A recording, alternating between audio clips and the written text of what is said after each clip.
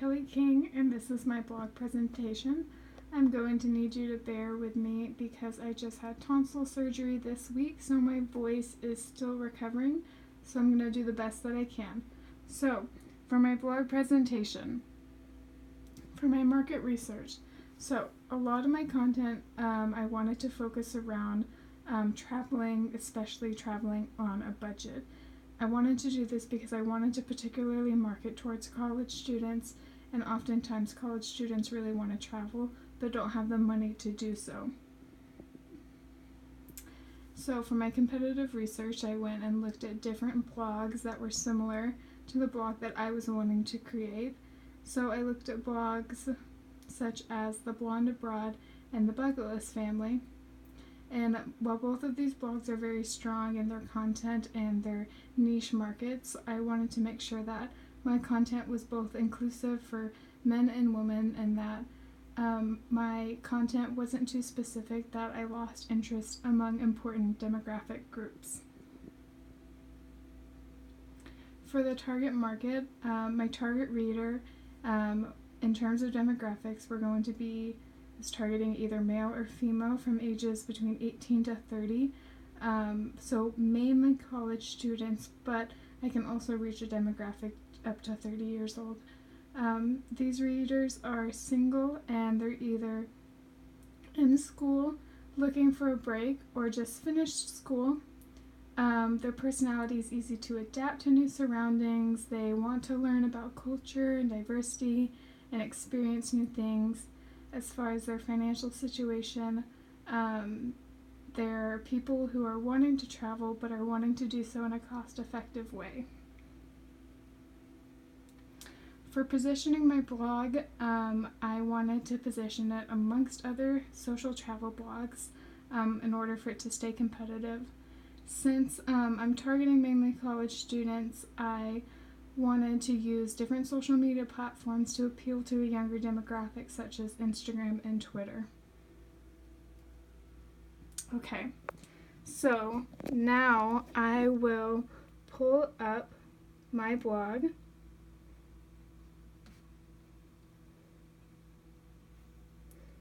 Okay, so this is my blog.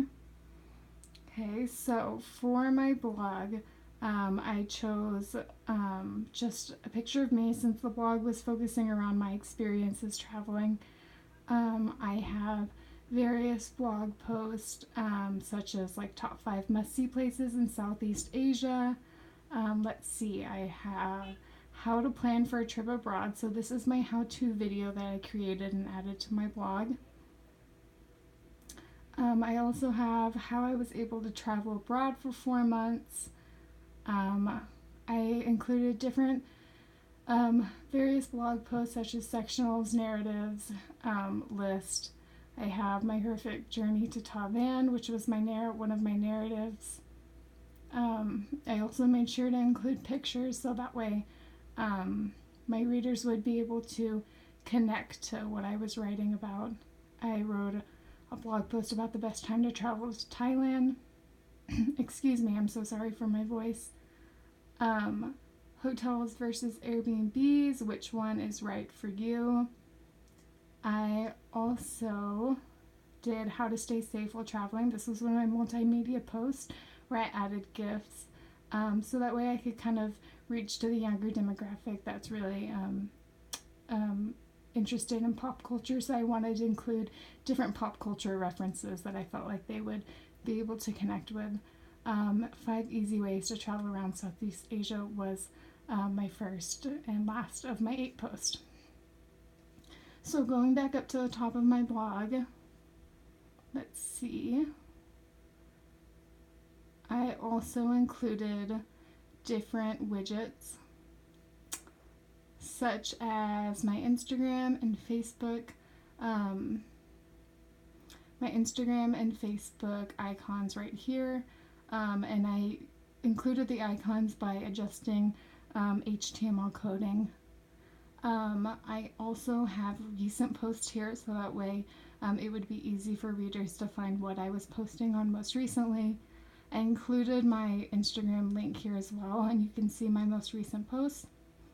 I also included the widget About Kelly, so that way when people first came to my blog, they would be able to see that right off the bat. Let's see, for my pages, I wanted to include a home page and also, sorry, this is difficult for me, and an about page. So let's go to my about page. Oh goodness, I hope that doesn't go back. Okay. So I also want to include my about page, and so for my about page, oh wait, let's go.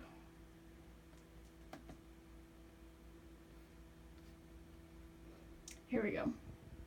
So for my about page, I just wanted to include a lengthier paragraph about who I was and why I was creating this blog. And I go back to my pages. I included a contact page. Sorry, I'm filming this on my phone, so it's a little difficult.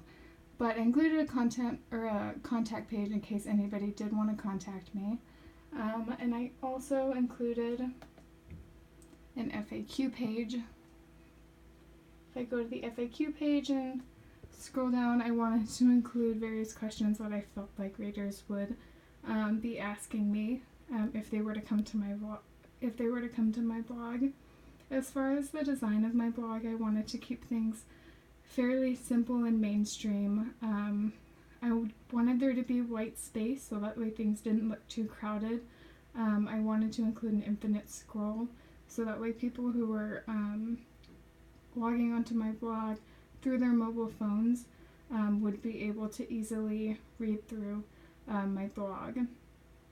I wanted to make sure that the font was easy to read and that everything was easy to navigate, and I feel like I did so effectively. I had a lot of fun creating this blog, and it'll be fun for me to look back on and to share with my friends and family.